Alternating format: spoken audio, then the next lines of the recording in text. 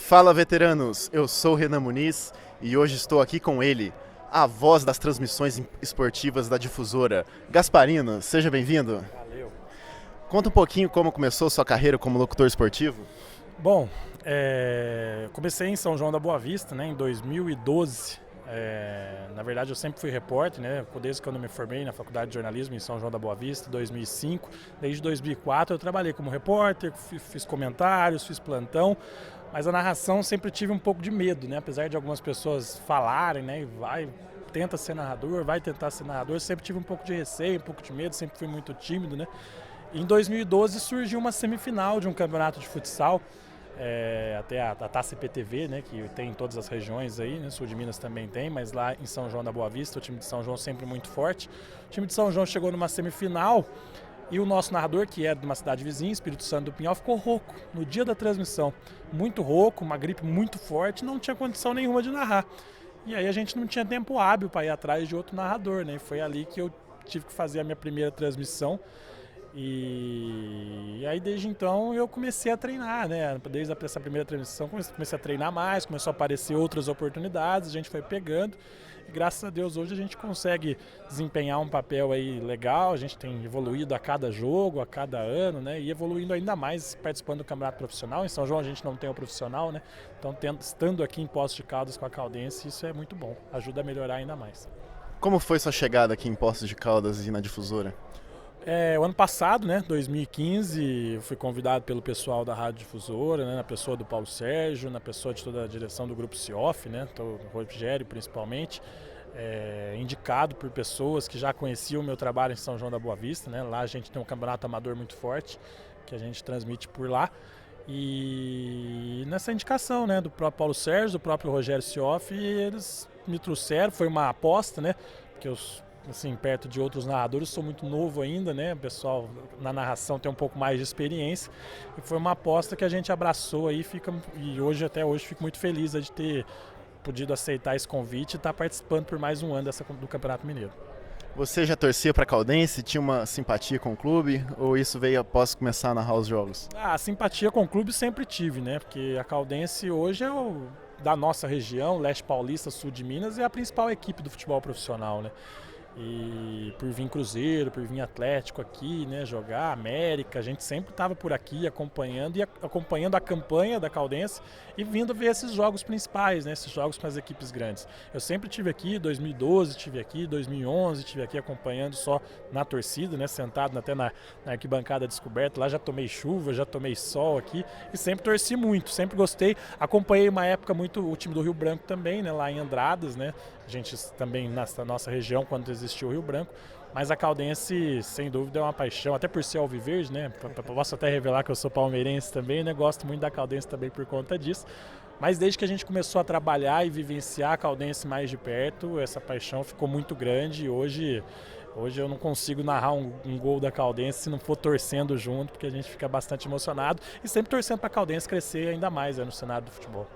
Tem algum gol que você narrou que você se emocionou de verdade ao narrar? Da Caldense, eu acho que o gol da final, o gol do Luiz Eduardo na final do Campeonato Mineiro, no segundo jogo, né, aquele gol de empate, porque foi um gol que talvez naquele momento, acho que a gente sempre entra como azarão, né, o time pequeno entra como azarão. Aí de repente a Caldense consegue empatar um jogo lá no Mineirão, aí vem aqui para Varginha, onde foi o jogo, né? Em Varginha a equipe toma 1-0, você acredita que não vai conseguir reverter mais, né? E a Caldense conseguiu empatar o jogo. Aquele gol, né? E a gente estava numa cabine improvisada, né, com muitos narradores do estado de Minas inteiro do lado, né? Aquele jogo, aquele gol, eu falo para você que eu saí da casinha, a gente costuma dizer, né? Porque foi uma narração que eu vibrava muito com os braços e ao mesmo tempo segurando e gritando gol, porque confesso que eu não esperava que a Caldense conseguiria empatar aquele jogo. Acho que se ela segurasse o empate, ela ia conseguir, mas a partir do momento que tomasse o primeiro gol, eu acho que ia ficar muito difícil. E ela foi lá e conseguiu empatar e depois todo mundo sabe o que aconteceu, o gol impedido e tal. Mas só dela ter conseguido empatar aquele gol, sem dúvida, até hoje foi o mais importante. Quais as maiores dificuldades que você enfrenta na profissão? Dificuldade hoje eu não vejo. Pelo menos para mim que estou começando, né? Eu acho que os mais experientes talvez tenham mais histórias para contar, né? Eu confesso que eu estou aprendendo ainda, eu estou buscando coisas novas. e não vejo tantas dificuldades. A gente tem dificuldades sim em algumas cidades do interior, apesar de Minas hoje está muito bem, as cidades que a gente vai, né, a gente tem um atendimento muito bom por parte do pessoal que faz a linha, por parte do pessoal do estádio. A gente não tem mais aquilo de antigamente que o torcedor achincalhava a narradora, achincalhava a repórter, né? Isso não acontece mais. Em São Paulo a gente tem um pouco disso. Em São Paulo, principalmente quadras de futsal, a gente tem uma dificuldade muito grande porque as quadras geralmente não tem cabine, né? E aí a gente tem que ficar no meio da torcida, às vezes, para narrar um jogo, né? Sentado num canto para não apanhar, para não tomar uma copada, né? Então, no futsal a gente tem mais essa dificuldade. No futebol, pelo menos até hoje, eu não tive tanta dificuldade, porque hoje os campos estão atendendo bem as expectativas aí da imprensa no geral. Você faz algum tipo de preparação vocal para aguentar falar por um longo tempo? O aquecimento, né? O aquecimento é importante. Teve uma época que eu fazia questão de comer uma maçã antes, né? A maçã, além dela ser líquida, ela também tem a casca dela limpa, né? E eu comi uma maçã. Hoje eu confesso que eu não sou muito fã de maçã, então eu acabei enjoando um pouco, não tomo. Mas a água é fundamental, né? E o aquecimento, né? Os sons vocais, né? Que você faz com a língua, né? Faz com os dentes. Isso é importante para soltar e a dicção ficar melhor. Como que é a sua preparação para os jogos? Você chega mais cedo no estádio? Como que é a sua rotina? No caso da radiodifusora, a gente entra 3 horas antes, né, na participação, né? Hoje, por exemplo, o jogo às 19 horas, desde as 16 a gente já está falando, né? Trazendo todas as informações, então eu costumo chegar, né, apesar de eu não falar desde as 16, mas eu prefiro estar aqui, eu gosto de chegar cedo, acompanhar a chegada do torcedor, né, ver as outras rádios trabalhando, também é sempre legal essa troca de ideias, né, essa troca de trabalho, de tudo que todo mundo faz nas cidades da região, né, então eu costumo chegar bem cedo para poder fazer esse networking também, de poder estar do lado desse pessoal, que também é um pessoal que está trabalhando, que está aprendendo e que a gente aprende muito também. Tem alguma história engraçada, algum apuro que você já passou nos bastidores das transmissões? Olha, história engraçada, não sei se foi muito engraçado, foi meio trágica. Esse meu primeiro jogo como narrador de futsal, esse jogo foi em Araras, né, interior de São Paulo. Era uma semifinal de campeonato, São João da Boa Vista enfrentava Santa Cruz das Palmeiras. E nos minutos finais, não minto, o jogo terminou, São João perdeu aquele jogo. E começou uma briga generalizada entre as torcidas, né? Era um jogo com muita torcida, era um jogo que valia a vaga na final, e o jogo terminou, as duas torcidas entraram em quadro e começaram a brigar. E nisso o dono do ginásio achou que por bem ia apagar todas as luzes do ginásio. Ficou uma escuridão e o povo brigando ali no meio, né? E ao mesmo tempo que apagou a do ginásio, apagou também a da cabine. E a gente ficou na bateria, levando a transmissão pro pessoal em casa, mas numa situação que a gente não sabia o que fazer, né? O que falar, porque não enxergava nada e a briga comendo solta.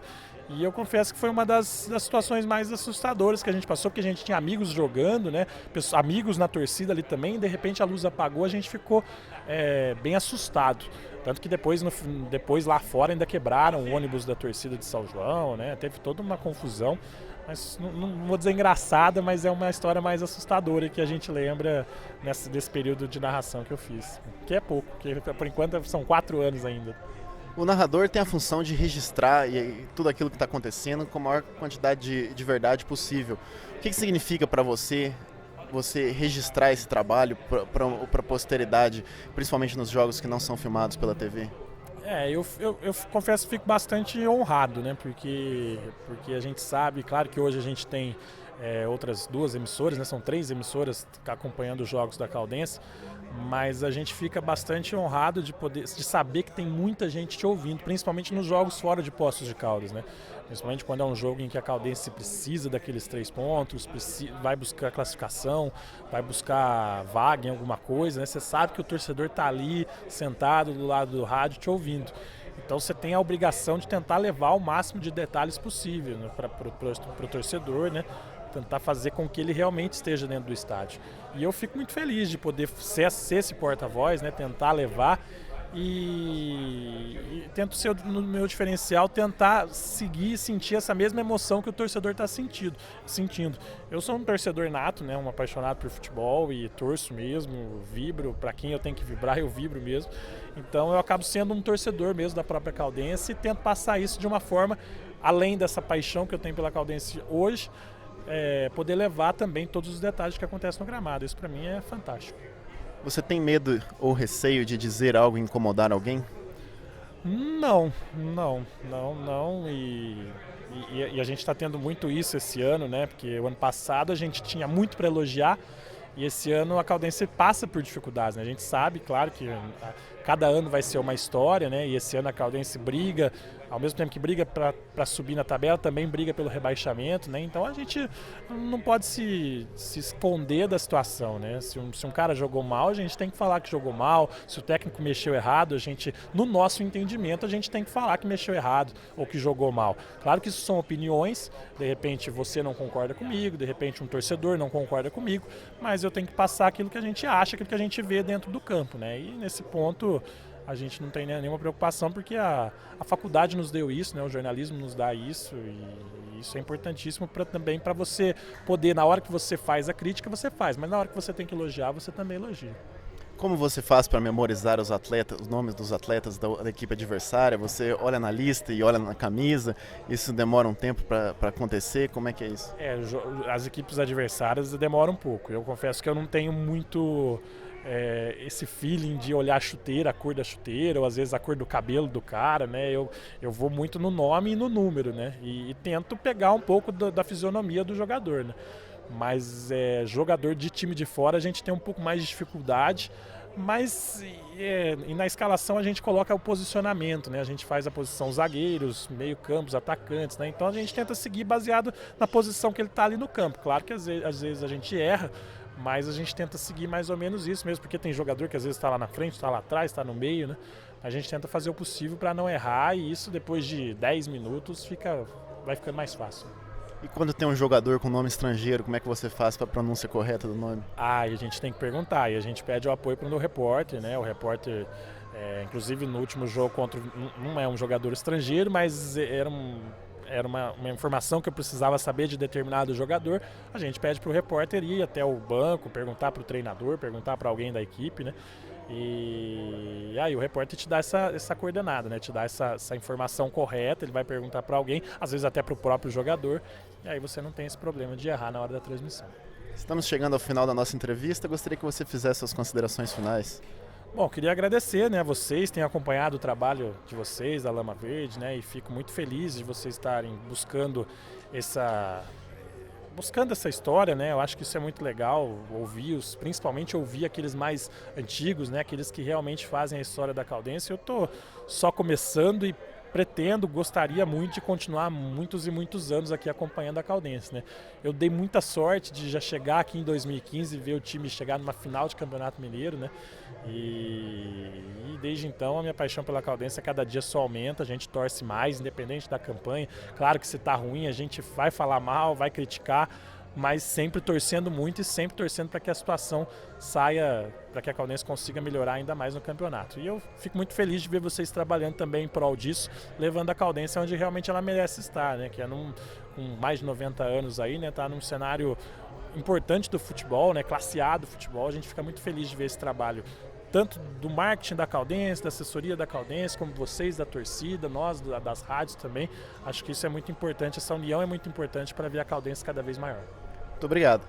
Então é isso, pessoal. Eu conversei com o Gasparino e eu vejo vocês na próxima entrevista. Um abraço. Obrigado, Gasparino. Valeu.